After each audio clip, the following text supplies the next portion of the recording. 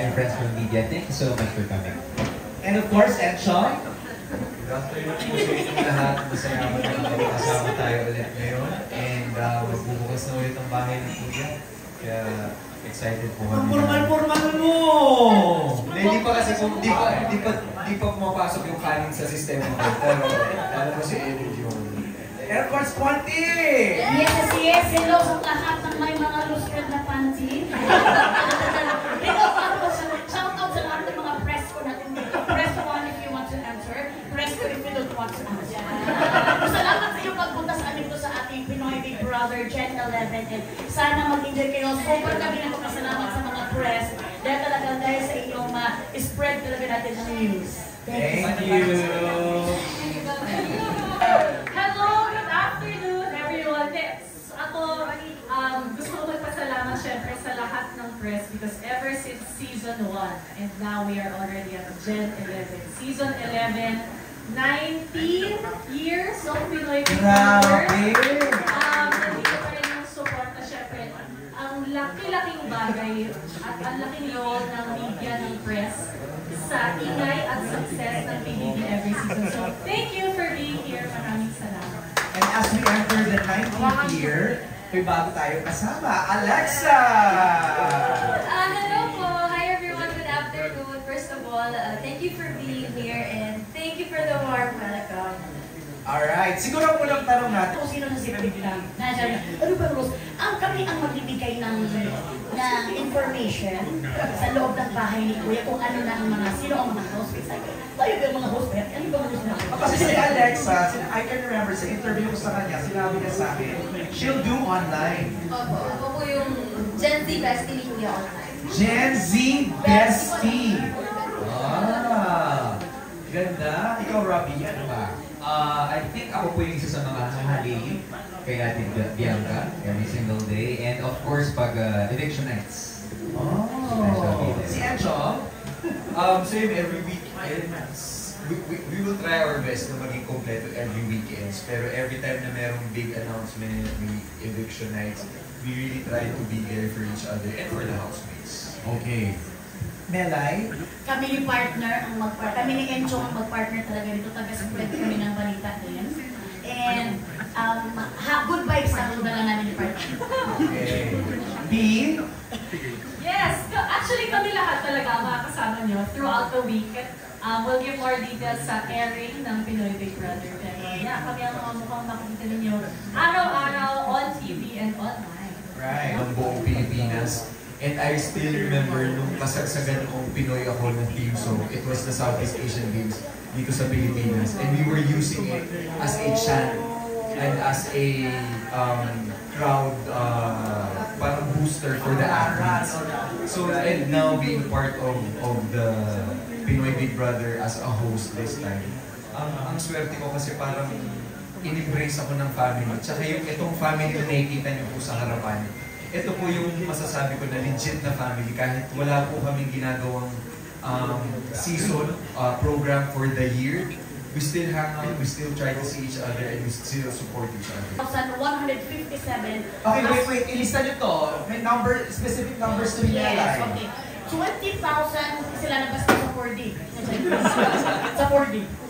This year, a total of 20,157 aspiring housemates ang nag-participate sa ating on-ground auditions. Wow!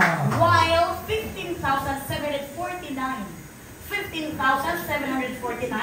naman ang nag-submit ng kanilang entries for our online auditions. With a total of 35,906. Wow! So, kung talagang hindi tayo tumigil, mahagilap lang ang mga new gen Pinoy. Hinahanap ni Kuya. Wow! Ay, ang galing. Natutuwa ako kasi doon sa maikling oras na nakasilip ako, may galing sa US, may galing sa Mindanao, may galing sa Visayas, may galing sa Luzon. So, magandang mix talaga. Represented, no? Each region, each island, no? Wow, grabe. I know, right? What can we expect? Where's the accent? What can we expect? Siyempre, every season we try to outmatch what we did the previous seasons. But gaya na sinabi ni Bianca, we just finished the 2 final castings. So sa totoo lang, prior to the final casting, we had a structure in mind. But ang aganda kasi ng PBB, sobrang dynamic niya, na kapag nag-final casting kami, doon namin mapipil na parang, ay, parang hindi mag-work yung structure na to. So ngayon, we're in the process of revisiting the original structure and tweaking it para mas kumayon dun sa nakilala namin the last few days. So, ang sinasabi In other words, malalaman mo sa panahon. But as Marcus was saying, even if we plan out ahead, way ahead, until makaharap namin yung mga posibleng maging housemates, nagbabago at nagbabago. And we're very happy. We had a very challenging 2 days. Kasi sobrang yun, just to choose the top 20 was already very challenging. Naman pa yung 850 kung sino talaga yung makikita natin sa ano. But they will all go through the same process of medical, psychological test. So may mga ganun pa kasing screenings yun. So because there are things naman na hindi mo nakikita during the audition and but maybe they cannot endure the pressure or they're not physically healthy for the stress of being a housemate. So may mga ganun pang natural attrition yan. So we'll see. Pero recitation pala ito. Hindi ako talaga, alam mo bakit, parang ang Pinoy Big Brother kasi parang naging tradisyon na siya ng Pinoy. At saka, siyempre, nag-iisa lang tayo ang bahay ni Kuya. Hindi naman ikot Pinoy Big Brother Village, di ba? So, dahil nag-iisa lang siya, well, lang pinapasok sa isang year. So, talagang lahat talaga gustong makabisita, gustong malaman kung ano ba talaga ang power, kung bakit ano ang emosyon na mararamdaman mo sa loob ka ng bahay ni Kuya. So, I think yun talaga ang reason kung bakit hanggang forever na talaga itong Big Brother. Kasi hindi niya makikita ang milyon naman natin na populasyon ng Pilipinas. Diba? So, tradisyon na talaga siya ng Pilipinas. Talagang, tapos kakantahin natin yung Pinoy ako. Ang sarap. Saka siguro nakikita nila paano naging successful din. Parang kumikita ang kabuhayan din sa mga households. Kasi hindi naman din lahat kasi pinapala. Totoo naman. Kaya lang natin mag-reality checks talaga tayo. Magkakala ninyo, pagpasok nyo, mayaman agad kayo. Hindi pwede yan. Kaya talagang i-enjoy nyo muna ang loob ng bahay ni Kuya. Huwag kayo mag-isip na parang gano'n ang iniisip nyo. Kasi kung ganyan, baka hindi nyo ma-push yung pangarap nyo na maging winner. Ganit ka ba? Alis na ako ngayon. Ganda, kita po kasi. I believe it's a set of fresh new eyes. The Hurt. Yes, ang hard. Ate, dami na Sinabi mo. Ayun, a set of fresh eyes and may ipapamanas ko din sa mga tao online yung perspective ng Gen Z, yung values, opinions, and pakiramdam ko dahil during my season, mas nag-focus kami sa online. Hopefully, I could bring in an online audience as well. Saka natutuwa. I-stay mo, di ba? At libre ka ng magkain. So, ang kuwanin mo lang, magpakatotoo ka na lang at mag-enjoy. Yun na lang. Huwag ka nang madaming iniisip na kailangan manalo ka. Huwag. I-enjoy mo number 1. And ang pagka-challenging, malayo lang sa pamilya. Yun lang. Mahirap ba mag-CR sa bahay ni Kuya? Oh. Madali lang naman. Yung nalulog lang mahirap. Try lang. Kailangan talaga na may camera.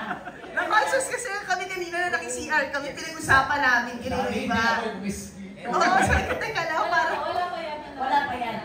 Hindi kasi kailangan malaman. Kasi kunwari, sabi ko pa rin mangyari, mas slide ka ba dyan? May mga emergency tayo pa. Pero Safety reason. Hindi yan para matingnan yung mga kuhaan. Kasi talagang for emergency purposes talaga yan. Yun ang kanang... Kasi naliligo ka ng puwan dun sa ano? Noong ko na mga hindi pa, pero nung mga kalaunan parang okay na. hindi na nahiya. Hindi na nahiya kasi ang nahiya na yung nanonood sa Gumagano na yung camera. Nagtindi ka. I-share mo na yung MJ yung experience sa CR. Kaya ikaw, Bianca, Oo. conscious ka ba nun?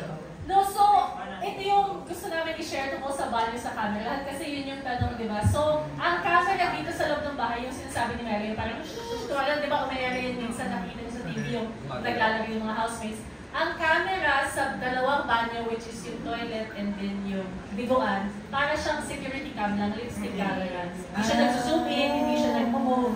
Kasi nga, for, parang CCTV, yung maliliit na CCTV, for emergency purposes talaga. Kasi minsan, may magagalit, tapos nag-lock doon. I think in our edition, there was someone who locked or closed the door, tapos nandun siya. So, parang mabantayan pa rin. And then, minsan nagko-connive, di ba, plano ng mga Oh, Eh, bawal is yun. that why yung lock nasa labas? Kasi yun yung nalaman ko, na parang mali yung bukas ko. There's actually no lock. Yun nga, Kaya yung- meron siyang- Yung lock niya nasa labas. Di ba? Parang pinipindot from the outside. So, hindi mo nga pwede i-lock from the inside.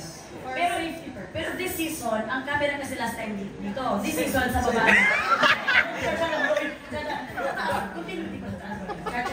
Ang dumi. Ikaw na next na boundaries Sobra po. May nangako ako noon na maliligo ako nang naka-swimsuit ako. Yes, naka-swimsuit po ako talaga.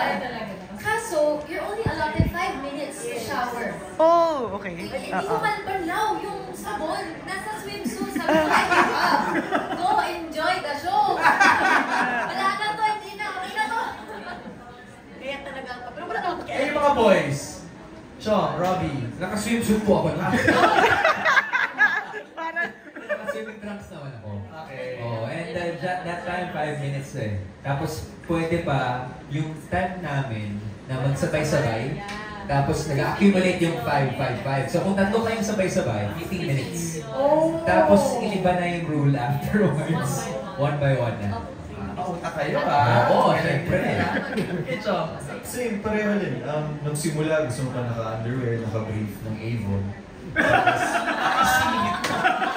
and then, after like mga second day, third day, wala na pakialam. Like, gawin mo na kung ano gusto mong gawin sa loob. Right.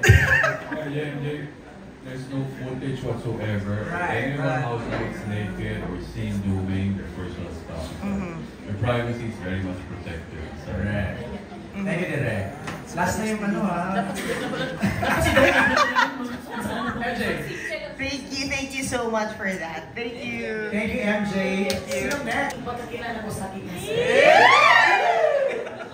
yun talaga nakatuloy ko akong voice. So makasabi ka talaga na grabe si Lord. Yung talagang ginawang instrument of Big Brother para magkita ang dalawang. Jericho o Jason? Jericho. Jericho sa dalawang pamangkin. Kaya ngayon, nakabuo kami ng pamilya. So yun ang kami mo na doon. Ay, Ikaw na. Robbie. Pwede naman yung big night din, no? Nung sa Araneta Coliseum, nakita ko na, oh wow, nadaming tao, overwhelming yung feeling, tapos first time ko marinig sa tatay ko na proud ako sa'yo, anak. First time. That night, parang, oh okay, ang sarap ng pakiramdam. Chong, ikaw. Ako kasi house guest ako yung pumasok. I was just here for 15 days. Pero ngayon nare-realize ko, I'm so privileged to experience. Kasi tama yung sinabi ni Mela yun. Kakaunti lang yung makaka-experience ng loob ng bahay ni Kuya. And honestly, I enjoyed it. Kasi wala eh, para kang nakabakasyon. But at the same time, now seeing the kids that I was with during that time, nakikita ko, nakaka-proud din as a kuya. Nakikita mo si baby doing his own thing. Nakikita mo yung mga nakasabay mo na yung kanya-kanyang career in there. So, I'm just a proud kuya. Like seeing them. Lexa? Ang pinaka-memorable po para sa akin, I would say is nung na-evict po ako. Hindi kasi, while you're inside po kasi, wala kang any idea about the outside world. Hayok na hayok kami makarinig ng kanta, or kung may dumaan na magsalita. So wala ka pong idea, even kung may nanonood ba.